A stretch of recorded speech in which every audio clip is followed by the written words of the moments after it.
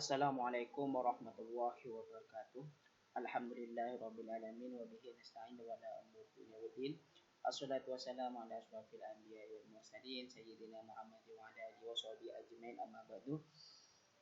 Alhamdulillahirabbil alamin, puji syukur kehadirat Allah Subhanahu wa taala, berkat rahmat, taufik dan hidayahnya kita bisa berjumpa di mata kuliah bahasa Indonesia,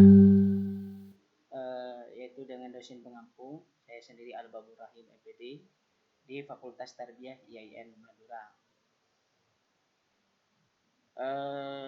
Selamat datang kepada para mahasiswa, terutama mahasiswa baru IAIN Madura, tepatnya di program studi Manajemen Pendidikan Islam di semester 1. Selamat datang di kampus IAIN Madura. Semoga perjalanan kalian nanti akan diberi kemudahan sehingga nanti lulus tepat waktu.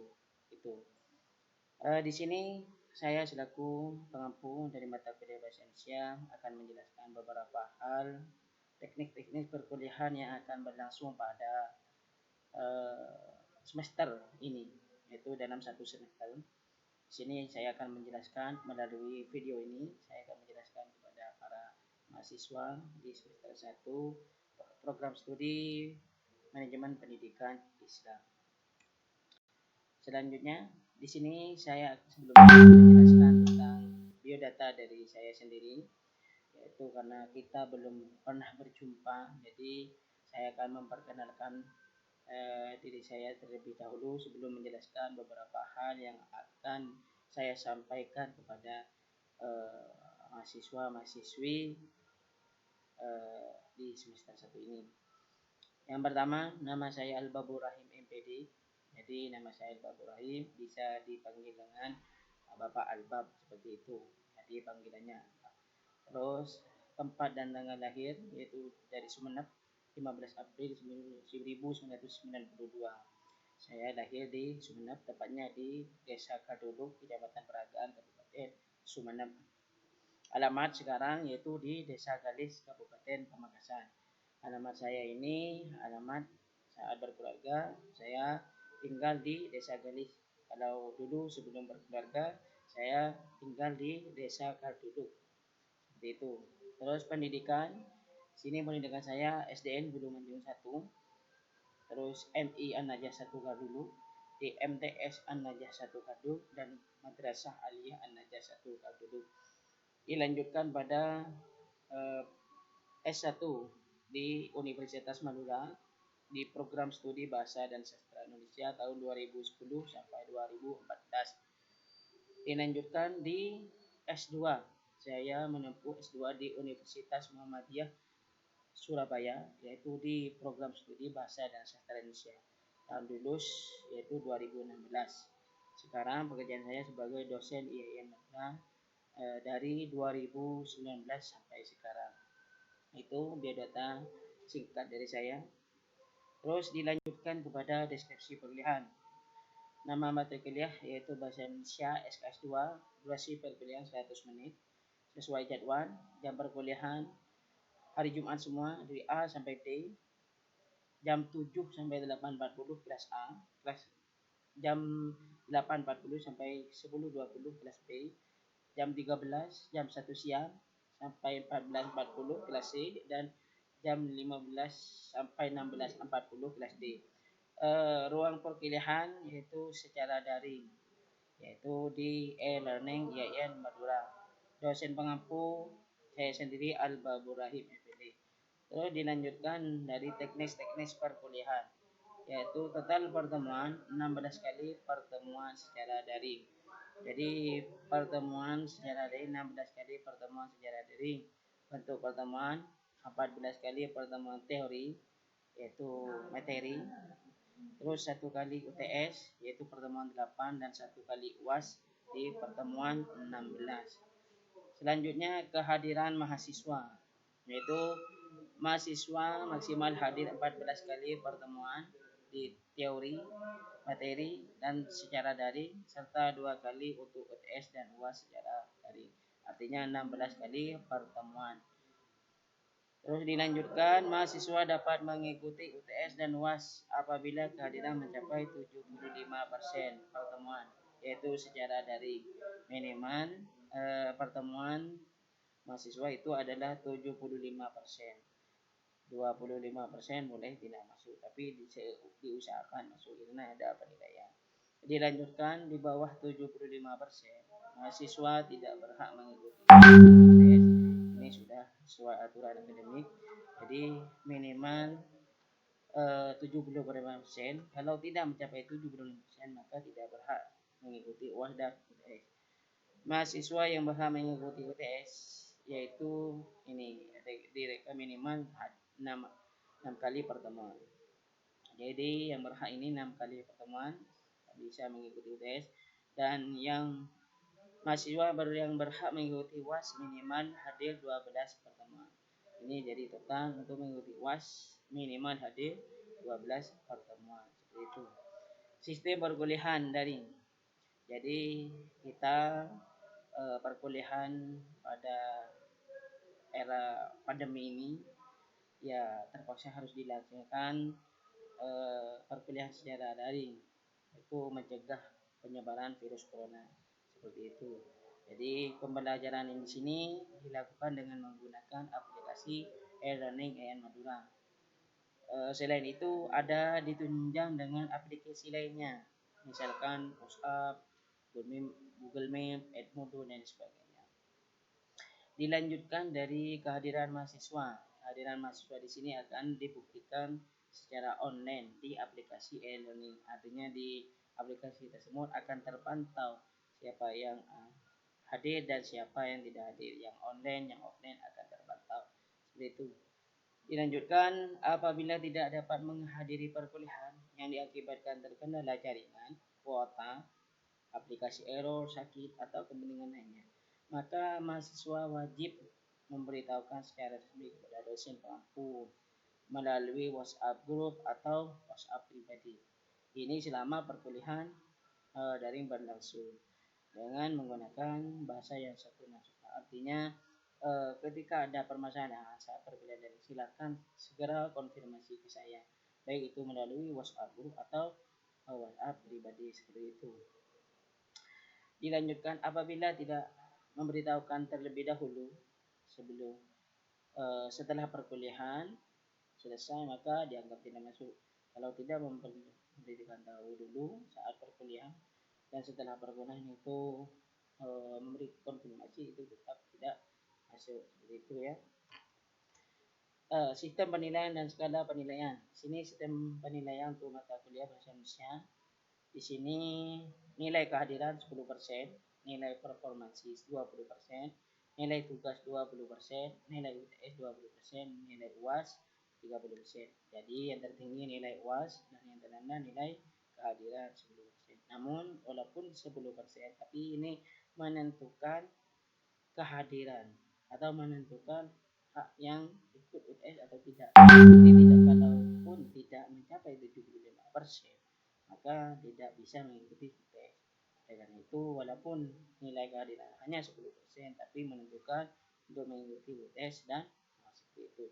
Dilanjutkan skala penilaian. Di sini ada penilaian dari 95 sampai 100 A+, ada A, Amin, B+, B, B-, C dan C-. Jadi untuk lulus minimal dapat C-. Jadi minimal mendapatkan 60 maka lulus di mata kuliah bahasa Indonesia. Tapi kalau tidak mencapai 60 itu tidak lulus dan harus mengulang di semester berikutnya. Seperti itu. Jadi semoga para mahasiswa ini, apalagi mahasiswa baru, semangat baru, jadi bisa semangat dan lulus di mata kuliah ini. Selanjutnya di sini akan saya menjelaskan tentang materi perkuliahan. Yang pertama, muka pertama hari ini yaitu tentang pengantar ulen dan kontrak kuliah. Dilanjutkan tentang muka yang kedua. Di sini saya menjelaskan tentang asal usul bahasa. Jadi bagaimana bahasa itu dimulai, apa awal. Di sini ada beberapa materi yaitu awal mula bahasa, arti bahasa dan pentingnya sebuah bahasa. Jadi nanti akan dijelaskan asal usul bahasa. Tatap muka yang ketiga nanti akan menjelaskan tentang pengertian, hakikat, dan fungsi bahasa. Apa itu pengertian bahasa? Terus hakikat bahasa itu seperti apa? Nanti fungsi-fungsi bahasa itu apa? Seperti itu. Dilanjutkan tatap muka yang kelima, yaitu akan menjelaskan tentang sejarah dan perkembangan bahasa Indonesia. Sini ya sudah masuk kepada bahasa Indonesia.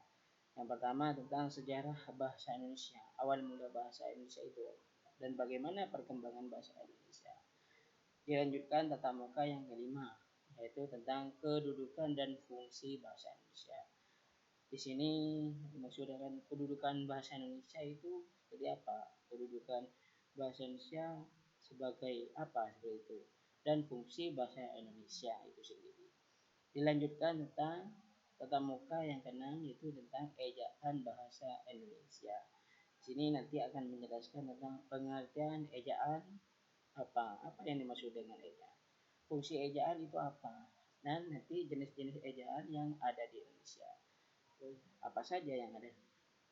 Selanjutnya materi perkuliahan tatap muka ke-7, yaitu tentang ragam bahasa. Di sini akan menjelaskan tentang pengertian ragam bahasa itu apa. Terus jenis-jenis ragam bahasa apa saja, jenis-jenis ragam bahasa itu. Tatap muka yang ke-8 yaitu ujian dengan spektal UTS. Jadi UTS di tatap muka yang ke-8. Tatap muka yang ke-9, sini akan menjelaskan tentang keterampilan berbahasa. Artinya ini ada 4 keterampilan berbahasa, yaitu keterampilan menyimak, keterampilan berbicara, keterampilan membaca, dan keterampilan menulis. Dilanjutkan dengan tatap muka yang ke-10, yaitu tentang kalimat efektif dan penggunanya. Nah, ada pengertian kalimat efektif. Ya, apa yang dimaksud dengan kalimat efektif dan ciri-ciri kalimat efektif itu. Terus tatap muka yang 11, yaitu tentang paragraf efektif dan penggunaannya. Pengertian paragraf efektif itu seperti apa? Apa yang maksud dengan paragraf efektif? Dalam muka yang ke-12 nanti akan menjelaskan tentang kutipan, catatan kaki, footnote, dan daftar rujukan. Jadi ini akan dijelaskan. Ini akan bisa bermanfaat untuk penulisan. Terus tatap muka yang ke-13 yaitu tentang karya ilmiah. Jadi bahasa Indonesia juga di sini mata kuliah bahasa akan menjelaskan tentang karya ilmiah. Itu tentang pengertian karya ilmiah, ciri-ciri karyanya, dan jenis-jenis karya ilmiah. Tatap muka yang ke-14 yaitu artikel ilmiah. Akan menjelaskan tentang pengertian dan artikel ilmiah, ciri-ciri artikel ilmiah, dan sistematika penulisan artikel ilmiah. Seperti itu. Tatap muka yang ke-15 yaitu tentang proposal penelitian. Menjelaskan pengertian proposal penelitian dan proposal penelitian. Ini dimasukkan karena sebagai dasar. Paling tidak kalian harus tahu bagaimana menyusun proposal penelitian, apa itu artikel ilmiah dan karya ilmiah. Seperti itu. Yang terakhir yaitu tatap muka 16. Ya, tatap muka yang terakhir itu dengan ujian akhir semester. Tuh. Jadi itulah materi-materi yang akan kita lalui bersama di satu semester ini. Selanjutnya di sini nanti kita akan membuat kelompok pemakalah. Jadi ada diskusi. Di sini makalah akan dilakukan oleh 10 kelompok. Nanti bisa buat kelompok. Di sini yang kedua, penentuan kelompok diberikan kepada koordinator kelas. Silakan ketua kelas dikoordinasikan dengan teman-temannya bagaimana membuat kelompok, diusahakan berdasarkan wilayah. Artinya teman-teman yang dekat dikumpulkan dengan yang dekat seperti itu. Di sini presentasi kelompok dimulai pada tahap tatap muka yang kedua. Artinya yang kedua, yang ketiga, dan yang keempat masih saya yang menjelaskan seperti itu. Nanti di kelompok di tatap muka kelima silakan persiapkan untuk kelompok 1 dan selanjutnya. Dilanjutkan kelompok poin 4 yaitu referensi makalah. Disarankan mencari melalui daring. Artinya Makalah itu harus disiapkan secara daring, jadi mencari referensinya secara daring. Sini bisa mencari di jurnal atau e-book, bisa di e-library Yayan Madura. Silakan daftarkan aplikasi, download, diunduh di Play Store e-library Yayan Madura. Di sana ada beberapa buku seperti itu. Referensi bukan berasal dari blogspot atau WordPress ya. Jadi kalau blogspot atau WordPress itu masih kurang bisa dipertanggungjawabkan. Misalkan ada e-book, jurnal, kalau bisa masuk akses di perpustakaan daerah tidak masalah. Kalau di perpustakaan Madura masih belum bisa dibuka seperti itu. Makalah disusun dalam bentuk file. Jadi ini bentuk file soft copy-nya, bukan bentuk hard, tapi word seperti itu. Terus menggunakan huruf Times New Roman dan ukuran 12 spasi 1,5.